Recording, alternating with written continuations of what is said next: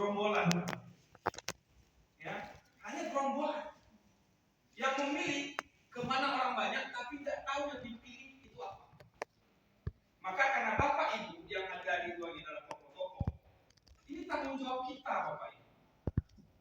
Kalau tidak, negeri ini tidak berubah dia.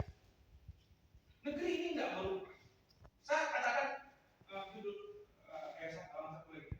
saya sengaja mengatakan pemilih berintegritas dan bergerak membangun partisipasi politik berakhlak. Karena kata integritas itu pada masyarakat awal tidak dikenal, tapi akhlak semua kenal, lintas agama. Ya, ini yang kenapa Bapak? Ini saja gambar-gambarnya karena ini siang. Ini kita ikut pemilu. Next, halaman 2. Problemnya selama ini kita masuk tahapan KPU, RI dan Bawaslu tidak protes. Selalu kampanye gunakan hak pilih. Kalau namanya hak dipakai boleh nggak dipakai? Saya berpendapat menggunakan hak pilih itu bukan hak, tapi kewajiban konstitusional warga negara. Ya, kewajiban konstitusional sebagai warga negara. Kenapa dia kewajiban? Kita selalu bicara tentang cinta NKRI, cinta NKRI itu tidak cukup dengan teriakan, harus adanya aksi nyata. Salah satu bentuk cinta negara ini adalah kita bertanggung jawab terhadap kelangsungan bangsa ini dan tanggung jawab terhadap program pembangunan bangsa ini. Dengan cara apa? Memilih orang-orang yang benar dan berkualitas. Problemnya karena kita mengatakan hak, ya namanya hak dipakai boleh, tidak dipakai juga, tidak dipakai juga boleh. Ke depan lewat Bapak Ibu, jangan gunakan hak pilih. Saya di bidang KPU RI, Bawaslu sudah saya sampaikan, jangan mari gunakan hak pilih, tidak. Memilih adalah kewajiban kita sebagai warga negara. Kenapa dia wajib? Karena air ini adalah tanah air kita. Maka kita bertanggung jawab terhadap tanah air ini. Karena tanggung jawab itulah muncul kewajiban. Next. Nah, ini. Kalau pemilih kita tidak peduli dan tidak cerdas, ini yang terjadi. Ya. Kalau saya kena polisi sipil anti korupsi, teman-teman. Misalnya hari ini, wacana. Ada wacana, ini maaf kalau gambarnya mulai Indonesia ya. Tapi saya ambil dari internet. Pemilu ditunda, masih ada sampai hari ini. Kemudian presiden 3 periode. Ini kan konyol idenya. Ini kejahatan konstitusi kalau ini terjadi. Apapun alasannya, pemilu itu siklusnya 5 tahunan. Tetapi wacana ini masih jalan, upaya ini masih jalan. Menunda pemilu, memperpanjang jabatan presiden dan presiden 3 periode. Siapa yang melakukan? Yang melakukan ini adalah kelompok oligarki yang dibantu oleh orang-orang kampus pelacur. Jadi di kampus itu ada pelacur, pelacur intelektual namanya. Asal dibayar, dia buat rasionalitas. Ini terjadi. Tapi yang misalnya nyata Bapak Ibu, Undang-Undang Cipta Kerja diciptakan, apakah untuk negaranya? Tidak. Tapi ini muncul, orang demo dari Sabang sampai Merauke, undang-undang KPK, orang demo sampai Merauke, sampai Merauke. Seluruh mahasiswa bergerak, termasuk saya waktu itu dengan teman-teman. Ada yang mati lah, mahasiswa. Undang-undang tetap ketok dulu. Kenapa? Karena kita memilih orang-orang yang ketika dia sudah duduk, dia tidak pernah bertanya kepada konstituennya, betulkah yang dia sampaikan ini sudah silensi. Yang terjadi apa? Partainya ketua partainya. Kita nanya dia ada Bapak Ibu yang orang yang pertama kok. Ada yang terdaftar sebagai anggota pengurus partai. Ada. Pernah ada pengurus partai atau anggota legislatif DPRD Pasaman dari partai A, B, dan C yang Bapak Ibu anggotanya pernah bertanya apa aspirasi saudara? Pernah? Nah, dalam rapat partai pernah nggak? Atau anggota DPRD Provinsi Sumatera Barat dapil pasangan pernah nggak bertanya ke kita? Atau DPR RI dari Sumatera Barat pernah nggak bertanya? Ini satu partai loh. Pernah nggak bertanya? Ini terjadi. Kenapa ketika sampai senangnya? Yang ada itu adalah kalkulasi politik yang menentukan ketua partai. Rakyat itu hanya sekali 5 tahun pilih, sudah menjadi cek kosong gitu. Kita tidak punya hak lagi untuk menggugat anggota dewan kita untuk mereka diberhentikan karena tidak menyalurkan aspirasi nasional. Berbeda dengan di Amerika. Di Amerika dia punya. Jadi kalau kita orang pasaman ini, kalau kita nggak puas dengan wakil kita lakukan mosi tidak percaya. 10% dari pemilih tidak percaya, dia harus diganti oleh partai. Kita nggak punya. Jadi dia mau jadi anggota dewan baik pun, atau dia anggota dewan yang tidak jalan pun, selama partainya tetap mempertahankan dia, maka kemudian dia tetap jadi anggota partai. A kata rakyat, B kata ketua partai, yang disahkan yang B bukan yang A. Kenapa ini terjadi? Karena kita seperti gerombolan memilih kemana arah angin kuat. Tidak pernah. Sehingga ketika ada kalimat, mari kita pilih orang baik. Akan saya sering kalimat itu misalnya. Betulkah kita yang kita pilih itu orang baik?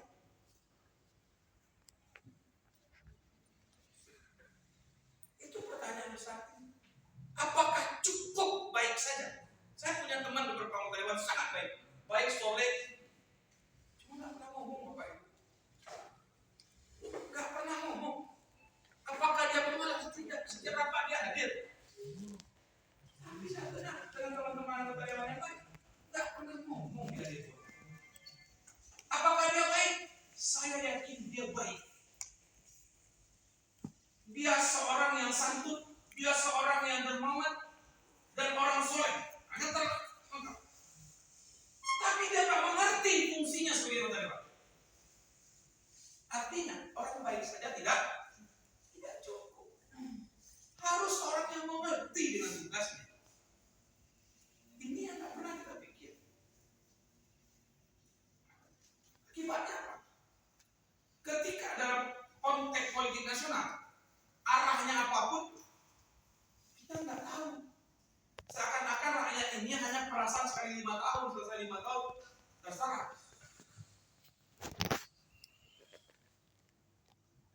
Yang berikutnya misalnya, tahu nggak Bapak Ibu? Berapa anggaran yang dikorupsi setiap tahun? Mulai dari perencanaan sampai kemudian penggunaannya. Parah. Ini karena kita nggak peduli. Kenapa kita nggak peduli? Contohnya, kita milih ini di masyarakat siapa yang paling banyak bawa bantuan, siapa yang paling banyak bawa beras, bawa uang, dia yang pilih. Kalau begitu, nggak usah kita milih. Kita ada kompetisi siapa yang paling banyak uang kita. Akibatnya apa? Yang terpilih adalah orang-orang kaya, anak-anak orang kaya, dan orang-orang yang didukung oleh orang-orang yang punya kekayaan. Pertanyaannya, mahasiswa kan? Mahasiswa dari mana? Pas. Yang berbudi? SDS. Jurusannya apa? Ekonomi. Aktivis kan? Aktivis itu rata-rata kere. Saya kan sampai aktivis juga aktivis. Orang-orang yang bergelut di dunia aktivitas sosial, rata-rata mereka kalaupun punya uang itu bonus, tapi rata-rata hidupnya menengah ke bawah. Kapan Anda jadi kepala daerah? Kapan Anda jadi anggota legislatif? Sementara, termasuk ibu-ibu yang beraktivitas dalam kegiatan masyarakat, ya, baik Aisyah maupun NU, ya, yang setiap hari, kalau nggak punya uang, bisa nggak begitu? Bisa nggak? Kalau begitu hapus saja pemilu ini. Kalau pemilu ini kemudian hanya menentukan orang-orang beruang yang kemudian menjadi beruang terhadap negara ini, ya, kita cukup kompetisi saja. Siapa yang paling banyak uang di rekening? Tapi siapa yang salah? Siapa yang salah? kita yang dianggap tokoh-tokoh ini nggak pernah nyampain ke masyarakat. Yuk kita pilih orang-orang baik, bertanggung jawab, mengerti dengan kerjanya.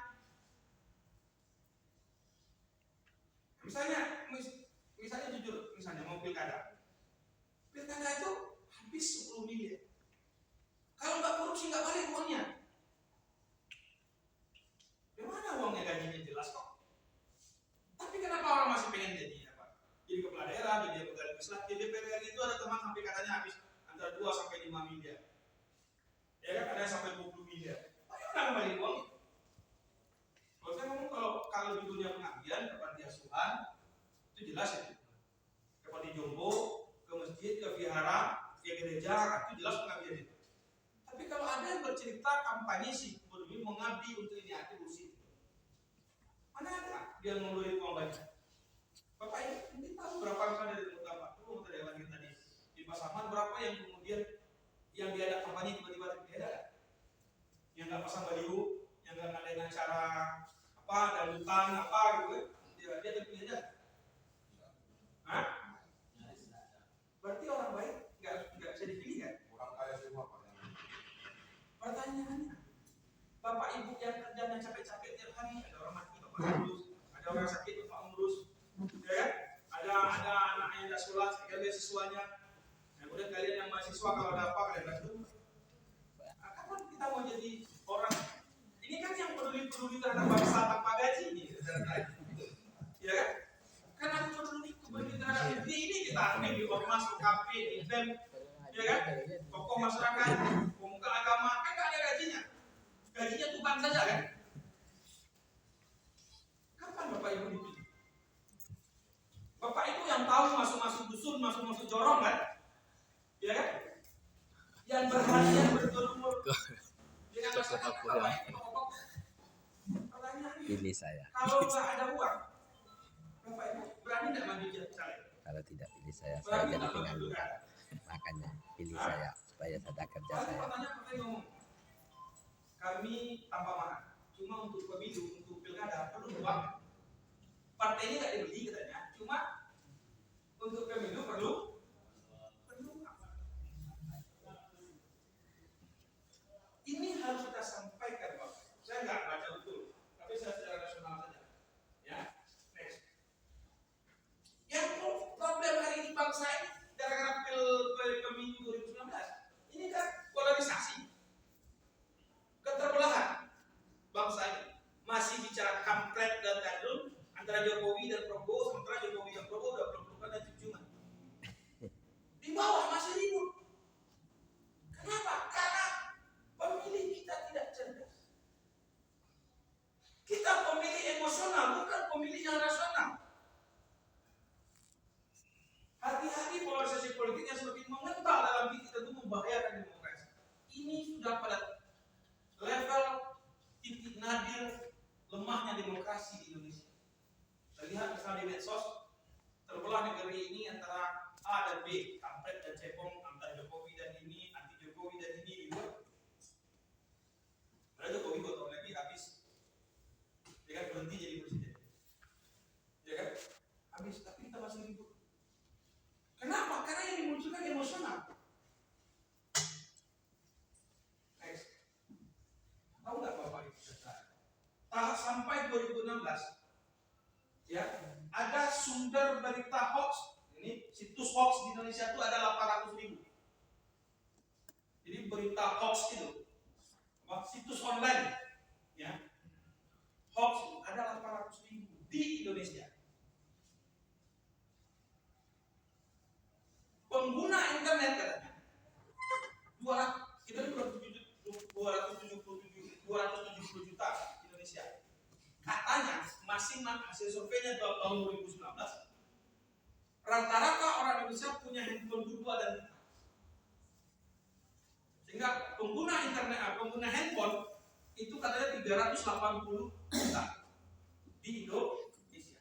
Maksud kalau pertama telepon dan kalau gara-gara pemilih, karena salah pilih, karena beda pilihan, negeri ini bisa retak Bapak Ibu. Bineka Tunggal Ika, kemudian NKRI karena digosok-gosok, demokrasi kita ini hancur. Saya katakan, kenapa pemilu itu kan? Kenapa pemilu itu? Pemilu itu ada karena kita berbeda pilihan. Kalau sama nggak usah pemilu. Kenapa pemilu itu ada? Karena semua orang tidak sama pemilihannya. Karena tidak sama kita, cara yang paling fair dan adil adalah gunakan pemilu. Jadi kalau kita berbeda, apa yang ribut? Walaupun kita orang berbeda itu adalah teman kita adalah pendidikan kita lengkap, berbeda-beda tapi kita satu. Mau ini diurus semua. Ada orang satu tetangga, satu rumah gara-gara beda pilihan, bisa lanjang gitu kan. Sudah tentu sampah sampai hari ini, satu RT gitu kan. Satu masjid, satu gereja gara-gara beda partai juga nggak tentu sampah. Kan aneh. Kalau harus memaksa semua orang hanya satu pilihan terhadap ini, satu partai saja. Nggak usah pemilu. Tapi karena disadari karena seluruh warga negara ini masih beda pilihannya, maka menyelesaikannya secara konstitusional lewat vote.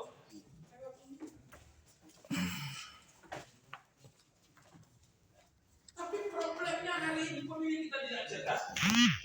Kita tidak peduli. Yang terjadi apa kemudian? Menggosok agar pecah.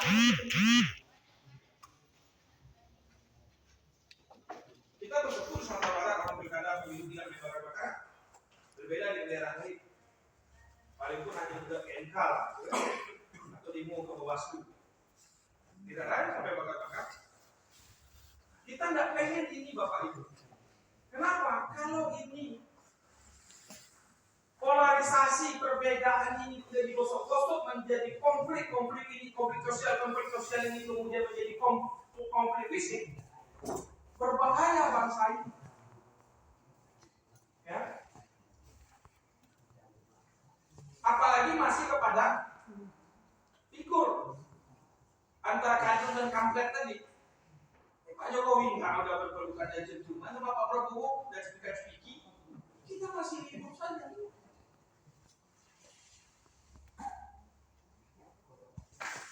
Yang rugi siapa? Yang rugi kita warga negara. Kenapa Bapak Ibu? Semakin banyak konflik di negeri ini, maka akan ada yang ngasih kecap ini, yang ngasih kecap kayak gitu. Belum pernah Sumatera Barat orang tertumpah dan orang Sumatera Barat karena perbedaan agama. Kalau konflik kecil, ya biasa lah, itu masalah negara. Tetapi tidak sampai pada konflik miskin, apalagi sampai maka Bapak Ibu yang ada di luar negara, atas agama, atas ormas, atas PKB, atas kampus, tanggung jawab kita mencerdaskan pemilih. Jangan pakai acara ini kemudian juga pulang, udah selesai.